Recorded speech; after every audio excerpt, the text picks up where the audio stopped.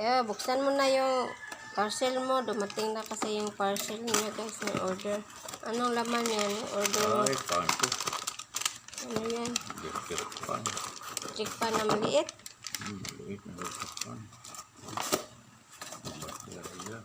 Baterya na electric pan guys. Maliit. Ito, tulak yata. Order ng anak ko. Bigay niya sa paparola niya. Oo, bigay niya. Ilaw ito ata guys. Solar. Wala kasi kaming kuryente sa bundok guys. Inorderan kami ng anak namin. Bilihan. Bigyan kami ng pambili ito. Hirap pala ng walang pira. Uy, dako at sula. Madali lang pala dumating yung order mo, no? Oo. Maliit. Magkano nga yan? 4 pinto. 4 tintot. Mura lang. Bukan kung magdiyal pa rin pinahalap. Mayroon na tayong ilaw sa bundok. Solar. Wala pa kasi kaming kuryente doon guys. Sa bagong tirahan na doon sa bundok. Ayun. Solar. Mura lang. 400 sana dalawa in order mo. Oh.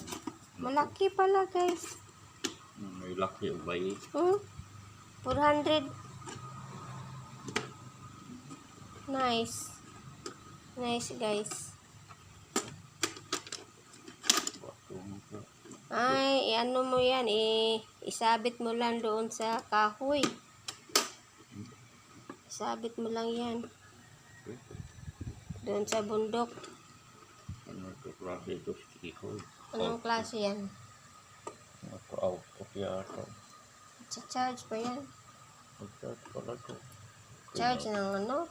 Kuryente. Baterya. Ay, baterya. Cellphone. Cellphone? Tingnan. Iga ko nung po. Nice. Thank you.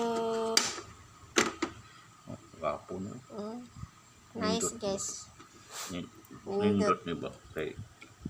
Mura lang siya guys. Oh, type C pa yun. Wow.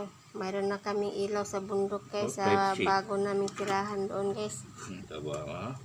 Yan. Thank you. Gamit ang buwang.